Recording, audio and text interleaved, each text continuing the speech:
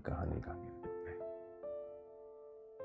बहुत बढ़िया से आप इसको अभी, नदियों का बंटवारा और संधि की चुनौती। एक समय की बात है, भारत और पाकिस्तान दो पड़ोसी देश थे, देख सकते हैं, यानी फोटो लगी हुई है, जिनके बीच नदियों का एक विशाल नेटवर्क था। 1947 में दोनों देशों के बंटवारे के बाद पानी के अधिकार को लेकर कई संघर्ष हुए।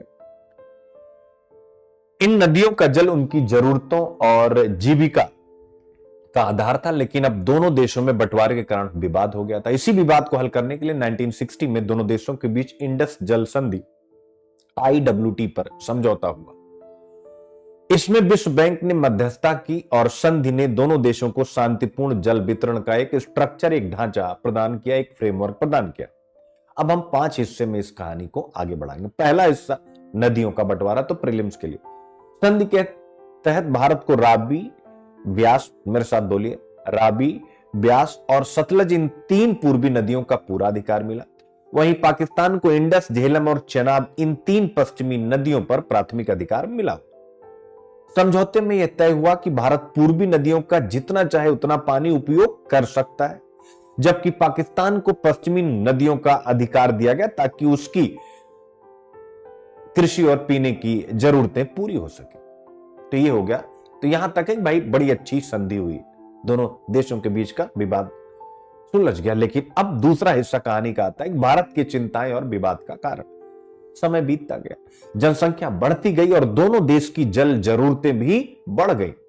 भारत को जल विद्युत परियोजनाएं बनाने की आवश्यकता महसूस हुई। क्यों हुई? मैंने आपको बताया कि कार्बन न्यूट्रल होना है और हमें स्वच्छ ऊर्जा का निर्माण करना है, तो भारत को जल विद्युत परियोजनाएं बनाने की आवश्यकता महसूस हुई। लेकिन पाकिस्तान ने इस पर आपत्ति जताई, क्योंकि उसे लगा कि इससे उसके हिस्से में पानी की कमी हो सकती।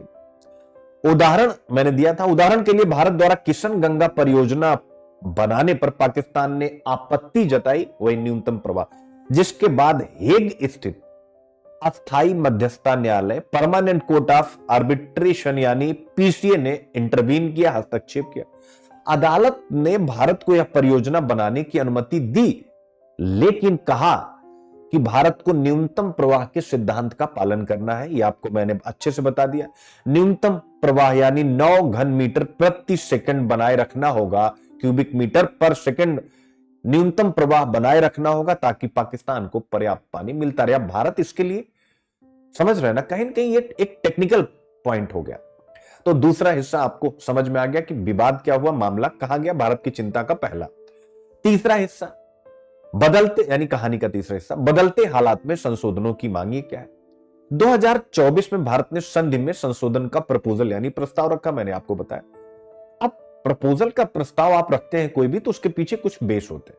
भारत का कहना था कि बढ़ती आबादी, कृषि की बढ़ती जरूरतें, याद रखें, पहला, भारत की बढ़ती आबादी, कृषि की बढ़ती जरूरतें और स्वच्छ ऊर्जा उत्पादन, 3 की आवश्यकता को देखते हुए इस संधि में बदलाव की जरूरत है। इसके अलावा जम्मू कश्मीर में सीमा पार से हो रहे आतंकी हमलों के कारण भी संधि का पूरा लाभ भारत को नहीं मिल रहा, क्योंकि बहुत से एरिया तो मिलिटेंट के द्वारा प्रभावित है। तो भारत ने कहा कि भाई हमें ये स्थितियां हमारे सामने, इसलिए अब समय आ गया कि संधि में नए हालातों को शामिल किया जाए। और यहीं पर 2019 का निबंध स्वीकारोक्ति का साथ सुधार करने की निष्ठा सफलता के 2 मंत्र है। यह पूरा रेफरेंस, यानी जो अभी कहानी का तीसरा हिस्सा बताया, इस निबंध में आ जाएगा। चौथा हिस्सा, जलवायु परिवर्तन और एनवायरमेंटल इंपैक्ट। जैसे जैसे, यानी अब इस कहानी का चौथा हिस्सा, जैसे जैसे ग्लेशियर पिघल रहे हैं और जलवायु में परिवर्तन हो रहा है, दोनों देशों को पानी की कमी का सामना करना पड़ सकता है। ऑब्वियस है, संभावित है। तो संयुक्त राष्ट्र जलमार्ग सम्मेलन का समान और उचित उपयोग का सिद्धांत रट लीजिएगा, उसमें आता है ERU, equitable and reasonable utilisation principle. किसका है? संयुक्त राष्ट्र जलमार्ग सम्मेलन, ठीक है, संयुक्त राष्ट्र वाटर वेज समिट कॉन्फ्रेंस का एक सिद्धांत है, जिसे हम ERU कहते हैं, इक्विटेबल एंड रीजनेबल यूटिलाइजेशन का सिद्धांत। यह बताता है कि दोनों देशों को जलवायु परिवर्तन से उत्पन्न पानी की कमी जैसे समस्याओं के लिए मिलकर काम करना चाहिए। तो कितना बढ़िया है, यानी पानी की कमी हो रही है तो हम ERU प्रिंसिपल के आधार पर मिलकर के, यानी भारत और पाकिस्तान मिलकर के काम करें। आप देख सकते हैं।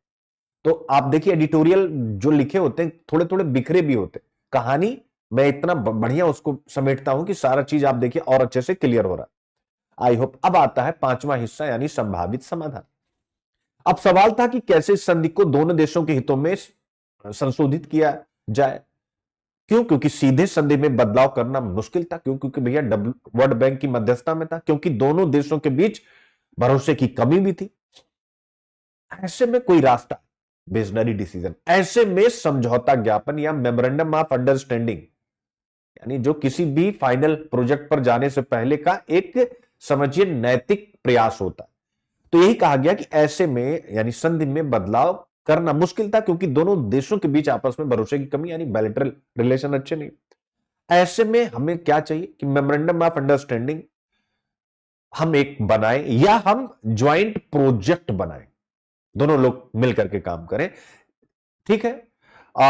IWT, अब आपके मन में आ गया कि क्या इसकी बात कहां कही गई है, यानी संयुक्त परियोजनाएं हम मिलकर के काम करें। तो सिंधु जल संधि का अनुच्छेद 7 के तहत संयुक्त इंजीनियरिंग परियोजनाएं करने का प्रावधान है। यानी आपको ये सब याद नहीं रखना, 7 ये सब वो सब आपको बस याद रखना। सिंधु जल संधि का अनुच्छेद यह स्वयं प्रावधान करता है कि हम ज्वाइंट इंजीनियरिंग प्रोजेक्ट चालू कर सकते हैं, जिससे क्लाइमेट चेंज से उत्पन्न जल वृद्धि या कमी, यानी कोई भी ग्लेशियर पिघले तो पानी बढ़ जाए तो भी समस्या, आपदा आ जाएगी, या पानी की कमी हो जाए तो भी आपदा, जैसी समस्याओं को मिलकर सुलझाया जा सकता है। आई होप समझ गए। अब आता है यानी कहानी का निष्कर्ष, यानी सीख और आगे का रास्ता।